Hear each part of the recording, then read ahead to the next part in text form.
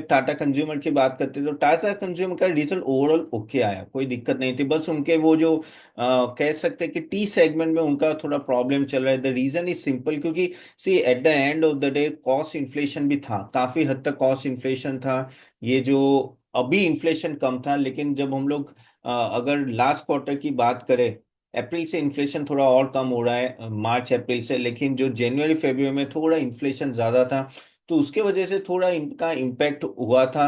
And organic growth 12% हुआ, लेकिन problem हो गया इनका इबीटा मार्जिन पे। EBITDA margin almost 255 BBS points down था ईयर ऑन ईयर। ओके, तो ये रीजन एक ही था कि उनको एक मार्जिन प्रेशर आ रहा था, कॉस्ट इन्फ्लेशन जो इस क्वार्टर से कम हो रहा है। So that is a big benefit. Again pet growth आपको ज्यादा लगेगी, क्योंकि पेट ग्रोथ आपको ऑलमोस्ट 59% लगेगा, लेकिन वो क्या है कि पिछली बार का लो बेस था, इसलिए आपको पेट ग्रोथ बड़ा लग रहा है। एक्चुअली ऐसा है नहीं, पिछली बार बहुत ही कम था, क्योंकि उस टाइम पे इन्फ्लेशन की मार बहुत ज्यादा थी, तो उस टाइम पे पेट ज्यादा कम था। लेकिन अभी थोड़ा थोड़ा इम्पैक्ट इम्प्रूव हो रहा है, तो वो एक तरह से एफएमसीजी के लिए बहुत ही अच्छी बात है कि हाँ, थोड़ा थोड़ा कॉस्ट इन्फ्लेशन डाउन जा रहा है। अगेन कंपटीशन तो प्राइस हाइक कर ही रहे, उसमें कोई डाउट नहीं है, तो उसके वजह से भी उनको डिस्काउंट एंड वो सब करना पड़ा है। लेकिन वही है कि इवन दो टी टी के भाव बढ़े, लेकिन उन्होंने अपना मार्केट शेयर रखा हुआ है, तो वो एक सबसे बड़ा बेनिफिट। टाटा कंज्यूमर टी का एक बड़ा कंपोनेंट होता है।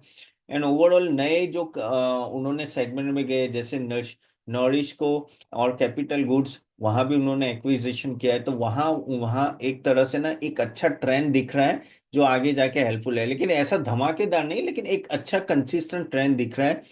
फ्यूचर में देखो पॉजिटिव तो है, उसमें कोई डाउट नहीं है।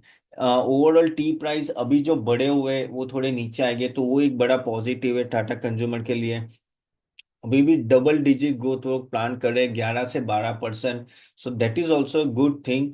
देखो, अगर आप नेस्ले देखोगे, एक्चुअल देखोगे, तो 1-2% से ग्रोथ करते। एक टाटा कंज्यूमर एक ऐसा स्टॉक है जो कंसिस्टेंटली ग्रो हुआ है, लेकिन प्रॉब्लम वही हुआ कि इसका वैल्यूएशन काफी बढ़ गया, पी रेशियो बहुत ही हाई लेवल पे चला गया, 80s के अबव।